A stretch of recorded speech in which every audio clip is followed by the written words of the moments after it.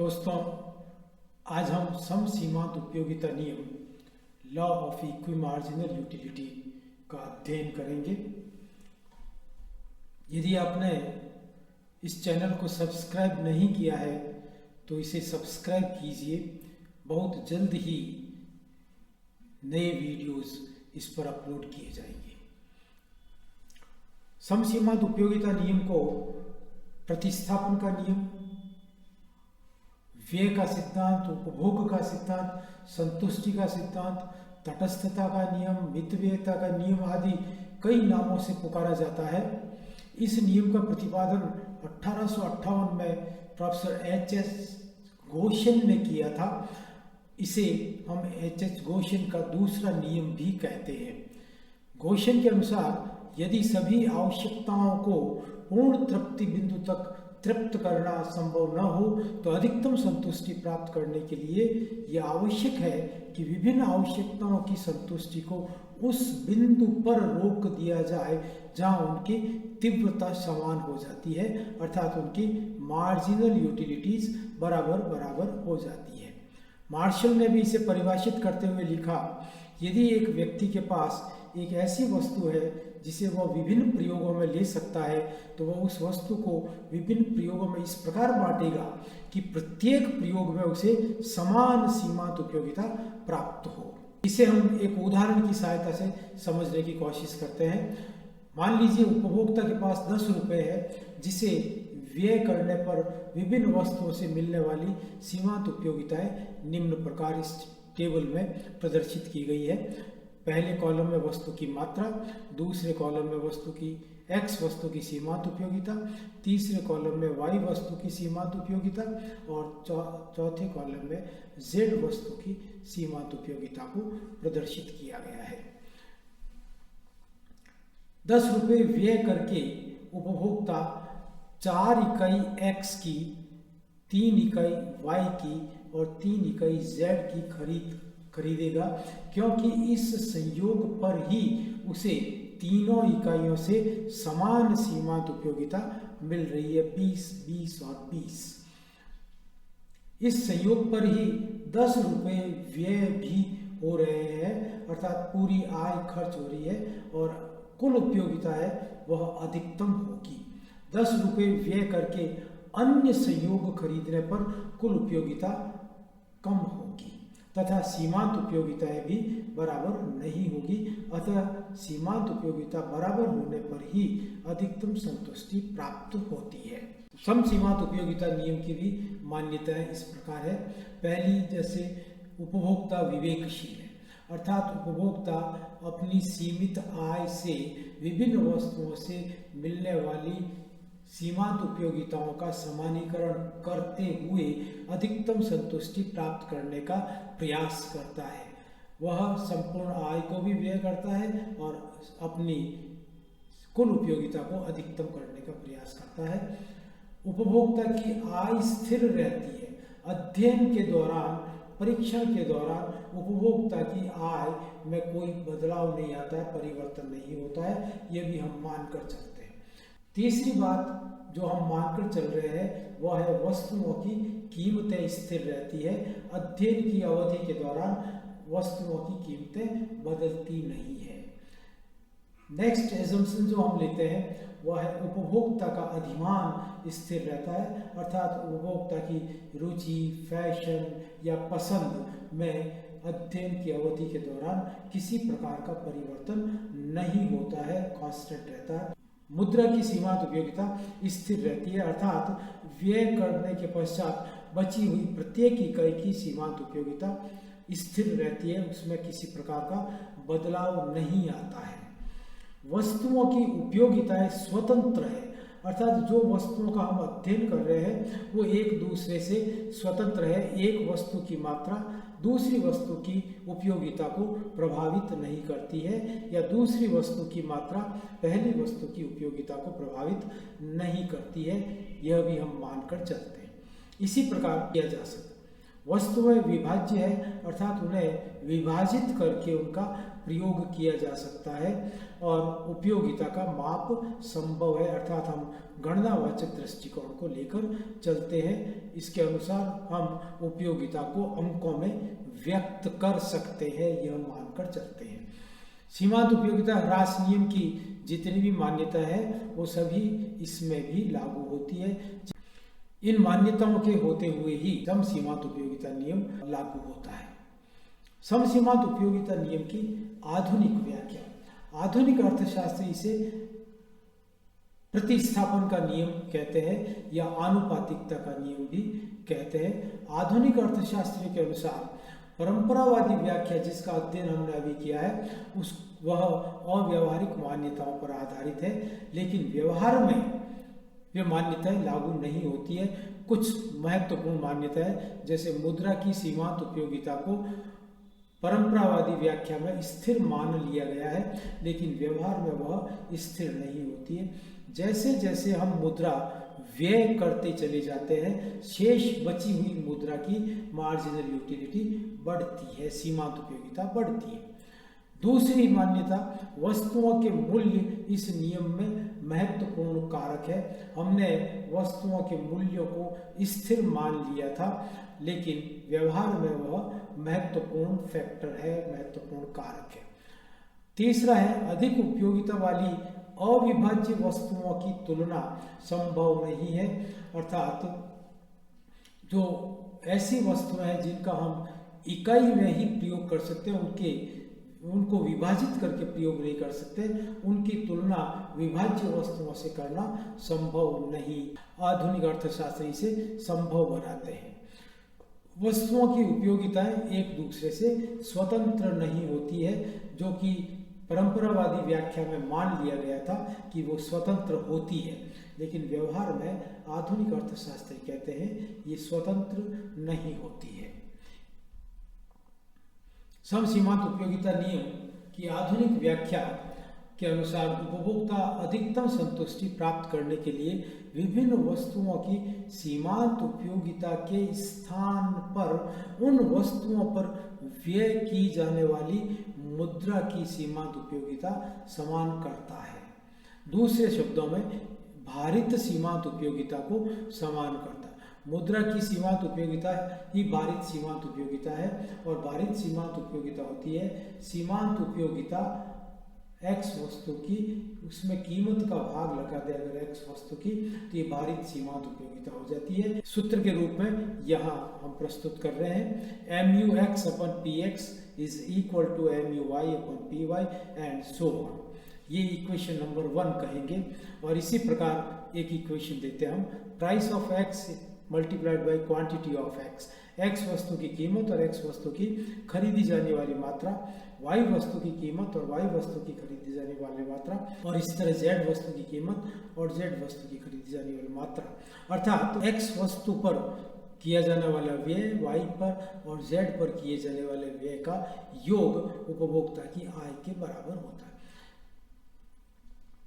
इसका अर्थ हुआ कि उपभोक्ता अपनी संपूर्ण आय व्यय करके वस्तुओं के एक ऐसे संयोग को खरीदना चाहेगा जिस पर सभी वस्तुओं की सीमांत उपयोगिता और उनकी कीमतों का अनुपात बराबर बराबर हो जाए। दोनों समीकरण एक साथ संतुष्ट होना आवश्यक है। यदि एक वस्तु की कीमत सीमांत उपयोगिता और कीमत का अनुपात अधिक है दूसरी वस्तु से, तो वह दूसरी वस्तु के स्थान पर पहली वस्तु का प्रतिस्थापन करेगा, और उपरोक्त वस्तुओं का प्रतिस्थापन तब तक करता है जब तक कि सभी वस्तुओं के लिए दोनों समीकरण संतुष्ट न हो जाए। इसे हम एक उदाहरण के माध्यम से समझने की कोशिश करते हैं। उपभोक्ता के पास कल्पना कीजिए 20 रुपये खर्च करने के लिए, उसकी आय 20 रुपये है, वो x और y वस्तुएं खरीदता है और उसकी सीमांत उपयोगिता निम्न तालिका में प्रस्तुत की गई है। दूसरे कॉलम में सीमांत उपयोगिता x वस्तु की और चौथे कॉलम में सीमांत उपयोगिता x वस्तु की प्रदर्शित की गई है। x वस्तु का मूल्य 4 रुपये प्रति इकाई और y वस्तु का मूल्य 2 रुपये प्रति इकाई है। एक्स वस्तु की सीमांत उपयोगिता है 40, 30, 26, 18, 10 और 6 और वाई वस्तु की सीमांत उपयोगिता है 38, 28, 20, 13, 7। यहाँ आप नोट करें कि एक्स वस्तु की कीमत 4 रुपये प्रति इकाई और वाई वस्तु की कीमत 2 रुपये प्रति इकाई। पहली इक्वेशन हमारी mu(x/px mu(y/py) संतुष्ट 3 इकाई x और 4 इकाई y पर हो रही है, अर्थात x की हम 3 इकाइयाँ खरीद रहे हैं और y की हम 4 इकाइयाँ खरीद रहे हैं। तो 3 इकाई पर सीमांत उपयोगिता 26 x वस्तु की और कीमत 4 अर्थात 26/4 हमने एक इक्वेशन में रखा। और इस तरह y वस्तु की चौथी इकाई पर सीमांत उपयोगिता 13 और उसकी कीमत 2, 26/4 13/2, दोनों रेशियो बराबर है, अर्थात ये पहली इक्वेशन संतुष्ट हो रही है। दूसरी equation price of x in quantity of x, इसी तरह प्राइस ऑफ y गुणा क्वांटिटी ऑफ y, यह I के बराबर होना चाहिए।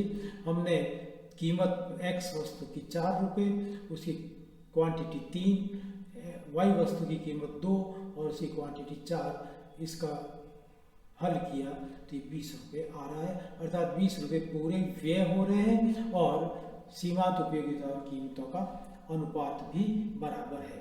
यहाँ हम कैलकुलेट करें कुल उपयोगिता, x वस्तु की कुल उपयोगिता और y वस्तु की कुल उपयोगिता। जैसा कि हम जानते हैं कि सीमांत उपयोगिताओं का योग ही कुल उपयोगिता होता है। x वस्तु की 3 इकाइयों की सीमांत उपयोगिता 40, 30 और 26। इसी तरह y वस्तु की 4 इकाइयों की सीमांत उपयोगिताओं का योग 38, 28, 20 प्लस 13, ये टोटल आता है 195। हम यहाँ ये बताना चाहेंगे कि यह कुल उपयोगिता इस संयोग पर ही अधिकतम होगी। जैसे एक उदाहरण के रूप में क्वांटिटी चेंज करें, क्वांटिटी ऑफ x 4, 4 इकाई x की खरीद है, कल्पना कीजिए, और y की हम केवल 2 इकाई ही खरीद पाएंगे, 20 रुपये खर्च होंगे। 4 पर 16 रुपये खर्च हो गए और 2 इकाई पर 4 रुपये खर्च हुए, 20 इकाई। इस पर देखें यदि सीमांत उपयोगिता x की 4 इकाई पर 18 और उसमें 4 रुपये का भाग दिया, इसी तरह सीमांत उपयोगिता y की 2 इकाई पर 28 और उसमें 2 अर्थात कीमत का भाग दिया, दोनों अनुपात बराबर नहीं है। दूसरी इक्वेशन संतुष्ट हो रही है, पहली इक्वेशन संतुष्ट नहीं हो रही है और उपभोक्ता को कुल उपयोगिता जो मिल रही है x वस्तु से कुल उपयोगिता मिलेगी 40 प्लस 30 प्लस 26 प्लस 18। इसी तरह y वस्तु से कुल उपयोगिता मिलेगी सीमांत उपयोगिताओं का योग 38 प्लस 28, ये कुल होता है 180। अतः यहाँ कुल उपयोगिता 195 के बजाय 180 खर्च पूरे के पूरे 20 रुपये दोनों जगह पर हो रहे, अर्थात यह संयोग समसीमांत उपयोगिता नियम के अनुरूप नहीं है और इस संयोग को उपभोक्ता नहीं खरीदेगा। इसके अतिरिक्त अन्य संयोग भी लेकर हम देख सकते हैं। कुल उपयोगिता 195 से कम ही मिलेगी, अर्थात अधिकतम सीमांत उपयोगिता इन दोनों समीकरणों के संतुष्ट होने पर ही प्राप्त होती है। इसे हम एक चित्र की सहायता से भी समझ सकते हैं। यदि वस्तु विभाज्य है तो दो वस्तुओं का उदाहरण लेकर हम इसे समझने की कोशिश करते हैं। इस ग्राफ में RR वस्तु X तथा MM वस्तु Y का सीमांत उपयोगिता वक्र है। प्रारंभ में उपभोक्ता 3 इकाई X वस्तु की और 4 इकाई Y वस्तु की खरीद कर प्रत्येक वस्तु से 30-30 यूनिट सीमांत उपयोगिता प्राप्त करता है। यहाँ MUX = MUY है, बराबर है। इस संयोग पर ही उपभोक्ता को अधिकतम कुल उपयोगिता प्राप्त हो रही है। इसे समझाने के लिए हम एक कल्पना करते हैं। यदि उपभोक्ता X वस्तु की 1 इकाई कम करके Y वस्तु की 1 इकाई अधिक मात्रा खरीदता है, जैसे x की 1 इकाई कम की 3 इकाई खरीद रहा था, वहाँ 2 कर दी, तो कम करते ही इसकी सीमांत उपयोगिता बढ़कर 40 हो गई। MUX अब यहाँ पर परिवर्तन के बाद 40 हो गया, और वह जो रुपया बचा उसको उन्होंने Y वस्तु पर अधिक खर्च किया, तो यहाँ MUY वो हो गया 20। तो इस तरह सीमांत उपयोगिता अलग अलग हो गई। एक इकाई x वस्तु की कम करने पर उपभोक्ता को E, F, G और H, ये जो गुलाबी क्षेत्र है, इस क्षेत्र के बराबर उसे हानि होगी, और वह बचा हुआ 1 रुपया Y वस्तु पर व्यय करने पर उसे A, B, C,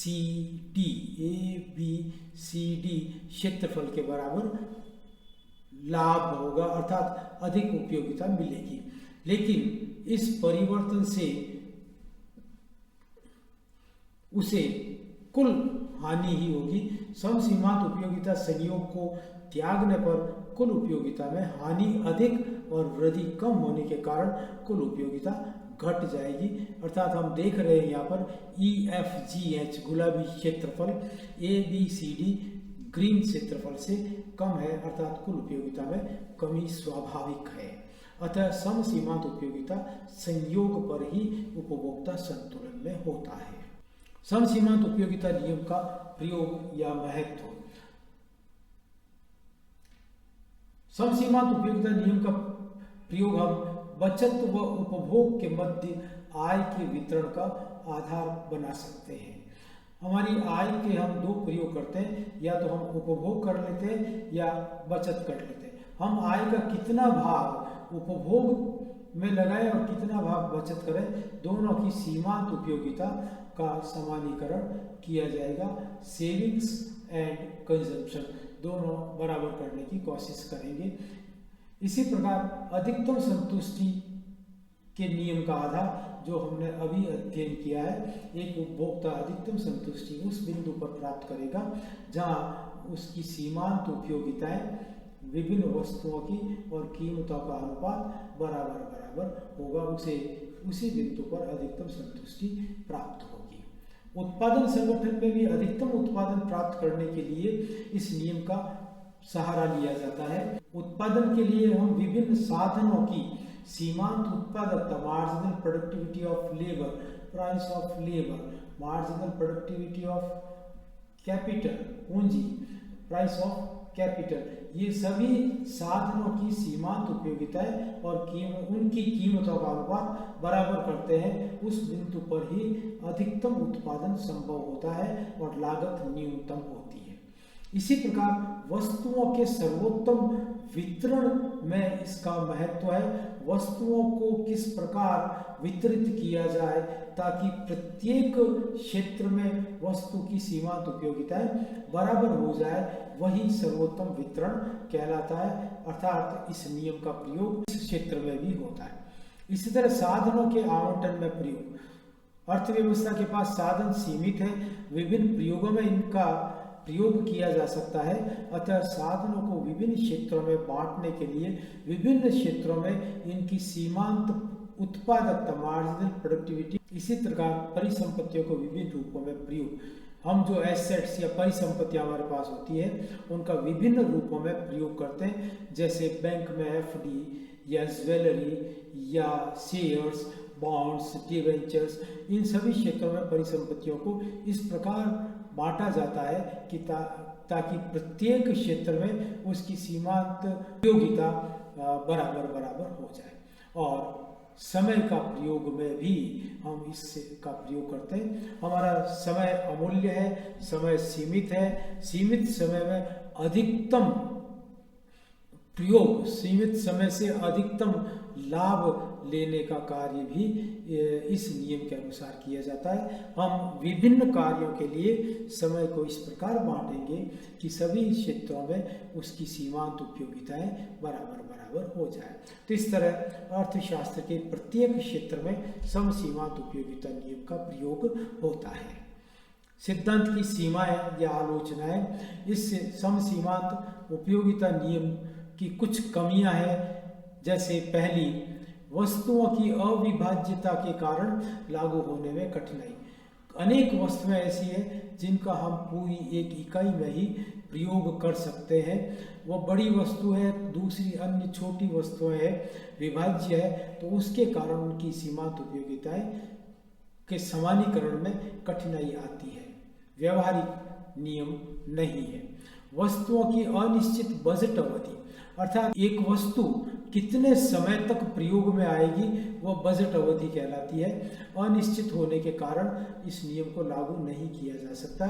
जैसे एक स्कूटी हमने परचेज की, स्कूटी की एज हमने मान लीजिए 5 वर्ष मानी, लेकिन वह 8 वर्ष तक चल गई, तो उससे मिलने वाली उपयोगिता की गणना गलत हो जाएगी। इस कारण भी यह नियम लागू नहीं किया जाए।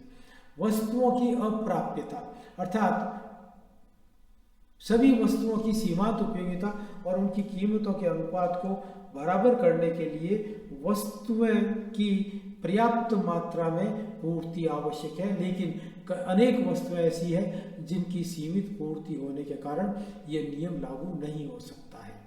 अज्ञानता के कारण भी यह नियम लागू होने में कठिनाई आती है, अर्थात हम अज्ञानतावश किसी वस्तु में सीमांत उपयोगिता ज़्यादा समझ लेते हैं, लेकिन व्यवहार में सीमांत उपयोगिता अधिक नहीं होती है, तो इस नियम को लागू करने में कठिनाई आती है।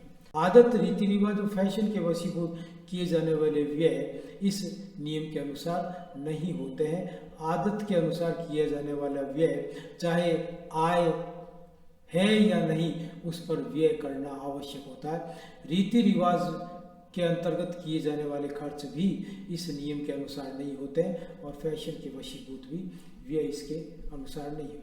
पूरक वस्तुओं के संबंध में यह नियम लागू नहीं होता है। यह केवल प्रमुख वस्तु के संबंध में लागू होता है। वस्तुओं के मूल्यों में निरंतर परिवर्तन के कारण इस नियम को लागू करने में कठिनाई आती है। इसी तरह अवास्तविक मान्यताएं हैं इसकी, जिसको हम पहले डिस्कस कर चुके हैं कि अतः नियम लागू करने में कठिनाई आती है। Thank you. Please like, share, comment और सब्सक्राइब द चैनल। हम बहुत जल्द ही नई वीडियो के साथ उपस्थित होंगे।